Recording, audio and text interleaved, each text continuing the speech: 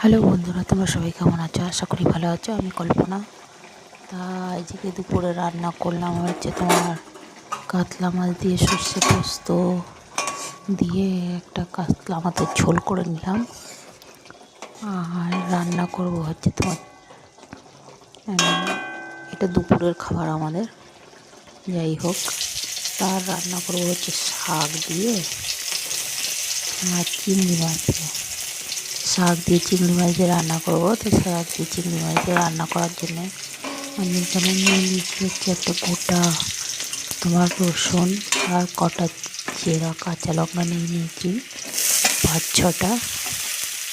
আর ঝালটা তোমাদের টেস্ট অনুযায়ী, মানে তোমরা যেরকম খাও সেরকম দেবে। আর এর মধ্যে আমি দিয়ে চিংড়ি মাছ দিয়ে ভাজা করে নেবো।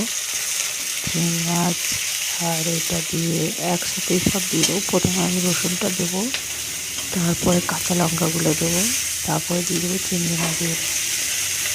এর মধ্যে আমি দিয়ে দেবো তোমার পরিমাণ মতন হলুদ, নুন দিয়ে আস্তে আস্তে ভাজা করে নেবো। গ্যাসটাকে অল্প করে মানে গ্যাসটাকে তোমার কমিয়ে নিতে হবে। কমিয়ে নিয়ে আস্তে আস্তে ভাজা করবে। এর মধ্যে নুন হলুদ দিয়ে দেবে পরিমাণ মতো। যতটা তোমার শাক সেই অনুযায়ী দেবে বুঝে। আর না যেরকম তোমরা খাও লাস্টে একবার টেস্ট করে দেখে নেবে নুন ঝাল ঠিক আছে কিনা। আর এর মধ্যে দিয়ে দিলাম নুন হলুদ পরিমাণ মতন দিয়ে দিলাম। এবার ভালো করে এটা লাল লাল করে ভাজা করব। লাল লাল করে ভাজা করে ওইদিকে আমি লাল শাকটা ধুয়ে জল ঝরিয়ে রেখে দিয়েছি। ভালো করে 2-3 বার ধুয়েছি, কেননা লাল শাকে এখন খুব বালি, যে কোনো শাকে এখন খুব বালি, শীতকাল চলে এসছে তো।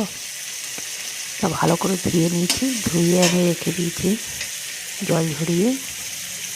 এটা বেশ লাল করে ভাজা হয়ে গেলে চিংড়ি মাছটা আর ওই রসুন কাঁচা লঙ্কা সব একসাথে দিয়ে ভেজে নিচ্ছি আমি। লাল লাল করে ভাজা হয়ে গেলে এবার ধোয়া লাল শাকটা দিয়ে দেবো। ঢাকা দিয়ে লাল শাকটা বেশ একটু ভালো করে ঢাকা দিয়ে ভাজা করে নেবো 2-3 বার ঢাকা দিয়ে। আর যখন ভাজা হয়ে যাবে ঢাকা দিয়ে দেবো আমি।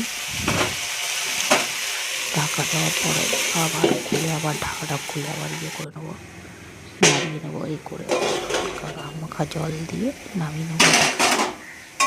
বাস হয়ে গেল।